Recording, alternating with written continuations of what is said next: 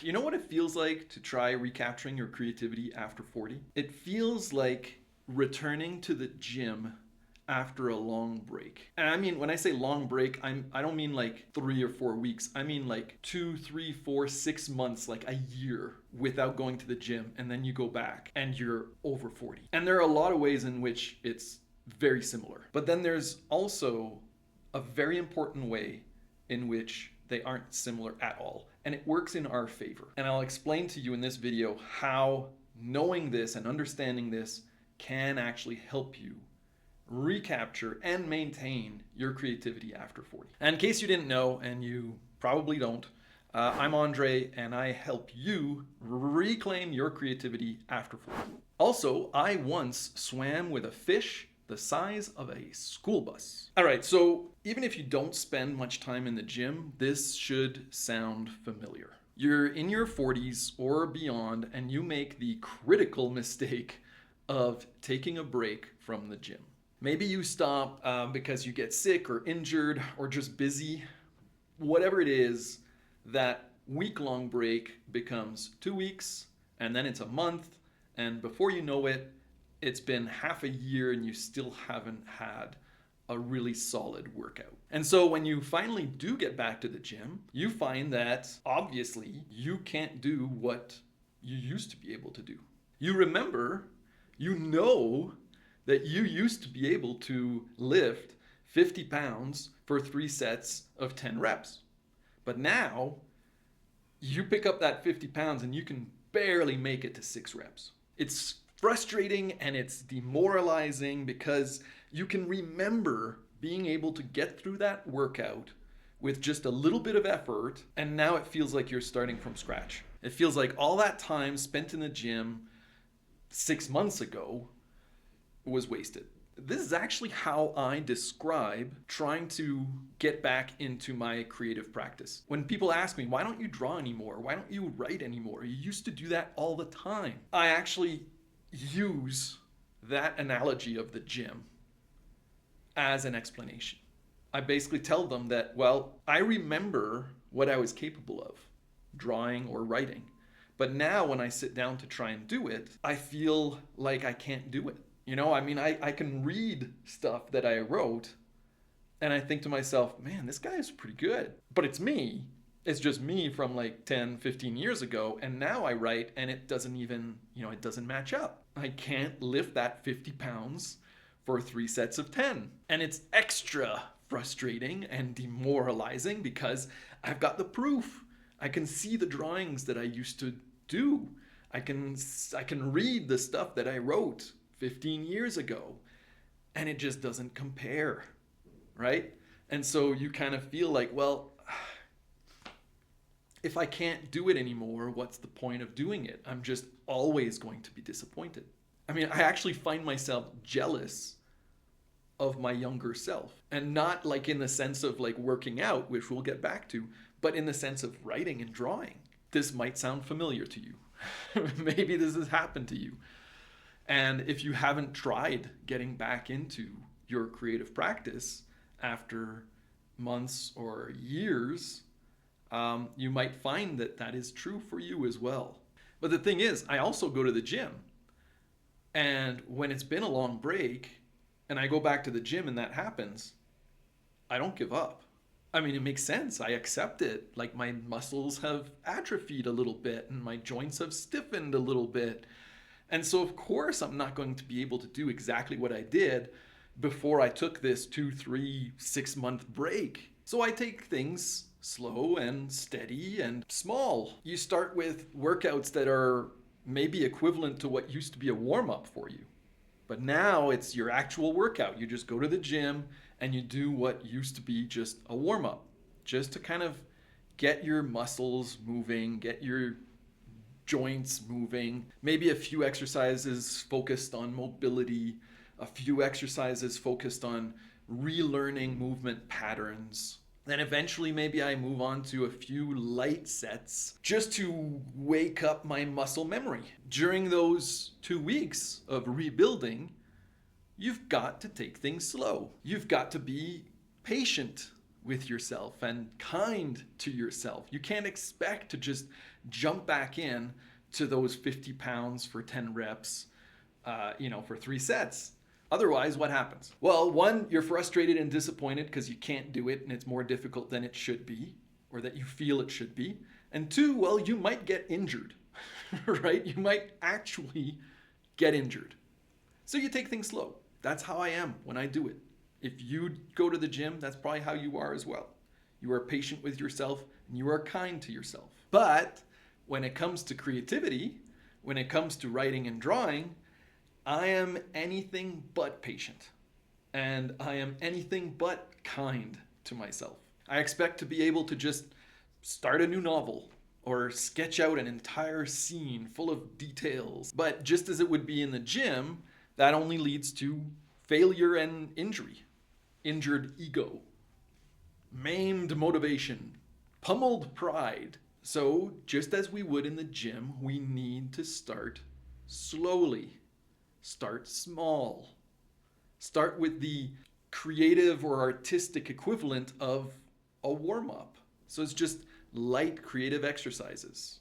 Maybe even just general creative exercises that don't even specifically target your chosen creative outlet. Light creative exercises that reignite the imagination, gets neurons firing, taps into muscle memory. Because there's muscle memory with art as well, especially if it's something that uses your hands, and many, if not most, creative exercises do. But slowly and surely, you increase the intensity, if you will. To stick with the gym analogy, you increase the reps, increase the sets, increase the resistance. And stick with me for just a few more minutes, and I'll play personal trainer, and I'll give you a few creative exercises that are perfect for your creative warm-up.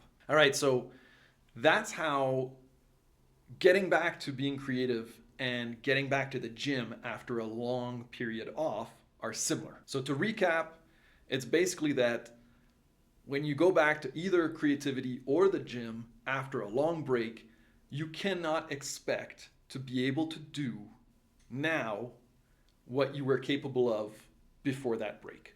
All right? In both cases, you cannot expect that. Instead, you should start slow and small, be patient, be kind to yourself, start with the equivalent of a warm-up. But how are they different? And don't worry, the difference between them will actually help you stay motivated.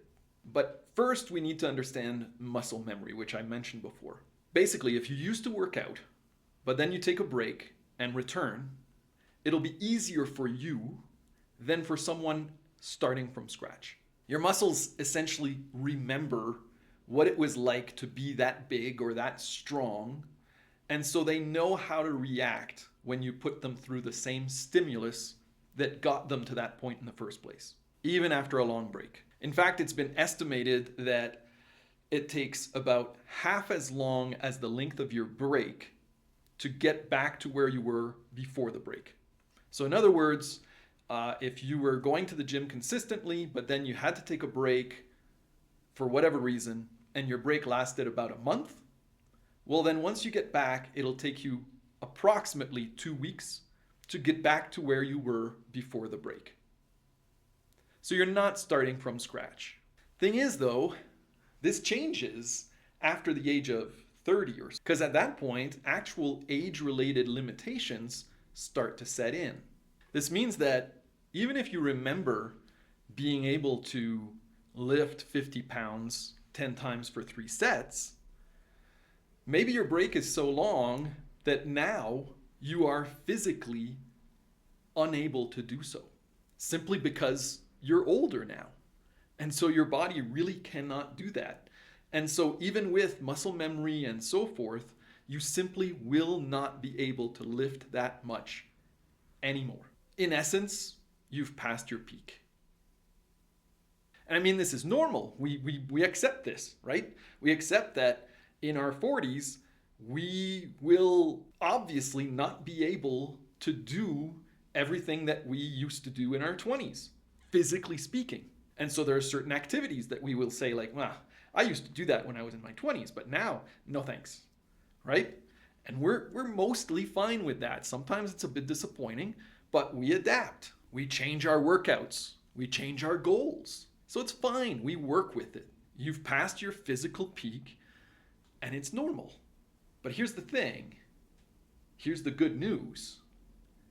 That's not true of creativity. When it comes to creativity, not only is it possible to reach your peak again, but you might even be able to surpass it. Now, obviously, this is all barring some injury or cognitive decline that sometimes comes along with age. But taking only age itself into account, when it comes to the gym, there will be limitations as to how far you can go, and there's a very good chance that you will not be able to reach a peak that you maybe reached in your 20s or 30s. But creativity-wise, there is no reason why you wouldn't be able to reach that peak again.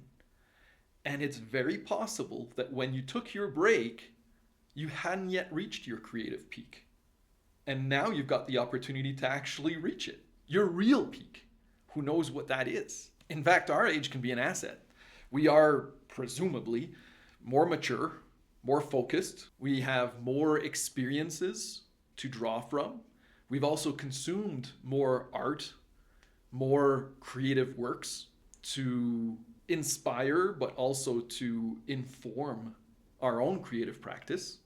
In that way, we have better taste. So yeah, if we've taken a long break, and when I mean a long break, like in my case, it's been probably about 10 years since I've done any regular writing, creative writing,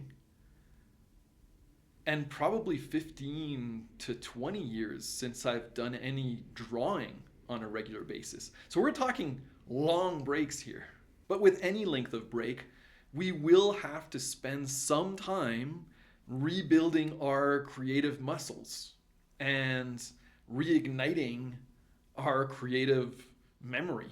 We have to accept that we are no longer capable of what we once were, and that it'll take some time to scrape off the rust from our creative instruments. We have to be patient and kind with ourselves. But once we've done that, once we've gone beyond the creative warm-up phase and that we've started to challenge ourselves, there really is no limit to what we can achieve creatively. But we do have to start with that warm-up phase. Don't just jump back into the heavy lifting. So, as promised, here are 3 exercises to get the blood flowing, to raise your heart rate a bit. Not so much break a sweat as like bend a sweat. Bend a sweat, that's a thing now. So the first exercise is a twist on morning pages, which was popularized by Julia Cameron in her book, The Artist's Way. We'll call this the free writing 15. Just sit down, take a breath, set a timer for 15 minutes, and write. Write about anything and everything. Even if your creative outlet of choice is not writing per se, do that because it'll help just clear the cobwebs. It's just about getting your thoughts, any thoughts, down on paper. Use a pen, your laptop, your phone. It's not about limitations right now. It's just write something. Get something down. Do it for 15 minutes, maybe 3 times a week, whatever works for you. Just make sure you make it intentional and focused. I personally find it helps to do this with headphones or earphones on and listening to music without lyrics. I especially like movie soundtracks, like the score, but it's entirely up to you. Just 15 minutes of writing about anything. Okay, so that's the first one. Second exercise, doodle. I know, the first one is about writing and the second one is about drawing. I might be biased, but I'm not talking about drawing here. I'm not even talking about sketching. Just doodling. Let your hand go and do its thing, inspired by whatever. You can use a pen or pencil, but you can also use crayons or markers. Use lipstick for all I care. Doodle how you feel, doodle the music you're listening to, doodle the concept of synchronicity. I don't care. Just let go. 15 minutes. Again, 2-3 times a week, intentionally and with focus. The last one is to record something that inspires you. Could be something that you find beautiful or interesting or thought-provoking. Now, record could mean an audio file or a photo taken with your phone or a video. It could even be just describing the thing or moment, or even sketching it out if that works for you. It could be the way that the sun shines through a window and hits a leaf on a giant fern thing you've got in your house. It could be the way something tastes. It could be a specific note in a single song or a scene in a movie. Whatever it is, it's something that made you feel. Just capture it intentionally and with focus. Now, you've probably noticed that that comes up a lot, to do it intentionally. Again, to jump back to our gym analogy, any trainer worth their salt will tell you that one of the best ways to reignite muscle memory is to focus on the muscle as you are using it. As it flexes, as it stretches, you really focus in on that movement. We call it the mind-muscle connection. And it's almost like putting your brain in that muscle and really feeling it. So likewise, whenever we're doing these exercises, it's important to focus in on the exercise, on how we feel about it, on the actual movement itself. With the last exercise, where you're actually recording, capturing moments that make you feel a certain way, it's important to focus in on why. Why do you feel that way? What made you pay attention to that? Why did you choose to capture and record that? Why did you think that was beautiful? And how can that inform your own creative works? So just as it's important to focus and be intentional in the gym, you want to do the same thing here with your creative practice, and especially with these warm-up exercises. And there you go. You've got 3 warm-up style exercises to get you started, to ease you back into being creative after a long break. These exercises should help reignite your imagination, get your creative muscles warmed up without any fear of injury. But 3 creative exercises may be enough to get you through the next, 2 weeks or so. But after that, you are going to require a little bit more intensity, a little bit more complexity, a little bit more resistance, right? So in the description down below, I have linked my free creativity jumpstart. That's 12 general creative exercises. So they are not specific to drawing, writing, playing music. So they are all perfect for your warm-up period or the period that follows it. So if you use the first 3 exercises I detailed as your creative warm-up for the first 2 weeks or so, and then the next 2 weeks, you could use the 12 exercises in the creativity jumpstart. And since there's 12, it'll get you through 2 weeks with 1 day off per week. And then at that point, you'll have been practicing your creativity for a month. So that's your game plan for the next month. All right, so in my intro, I mentioned that I once swam with a fish the size of a school bus. So what happened is I was traveling in the Philippines, and my goal was actually primarily to go to this town called Legazpi, where they had this volcano, and I wanted to hike up the volcano. You couldn't actually go all the way to the top because it was active, and I think like 4 tourists had like recently died because of the fumes. So you could only go to like a certain level. Anyway, it was a really cool hike. But when I was researching, I found out that not too far from Legazpi was another town called Donsol. And according to my research, Donsol was one of the best places in the world to swim with whale sharks. Now, when I say best, it's actually considered one of the most sustainable places. So there's another place in the Philippines, for example, I don't remember the name, where you can swim with whale sharks, but apparently the way they do it is less sustainable. Don Sol, however, apparently the migratory patterns of the whale sharks actually predate the town itself. So the people living there had lived their entire lives with these animals. And so they had, quite a great respect for them. So the way it works is that you go onto this like a catamaran, and you've got a guide who actually goes in the water with you, and then there's another guy who's the whale spotter, or sorry, these aren't whales, they're actually sharks, but they're not, it's not like great whites or tiger sharks. They're not dangerous, and in fact, they only eat like plankton or krill or whatever. So they're really not aggressive or dangerous in the same way that sharks are thought of. So you've got this spotter, and he's up in like almost like just a platform on the mast, almost a bit like a crow's nest, but it's just a platform, and he just like looks out. So the guide tells us, okay, so you're going to sit on the edge, and when I say go, you drop into the water and shove your head underwater and then look around.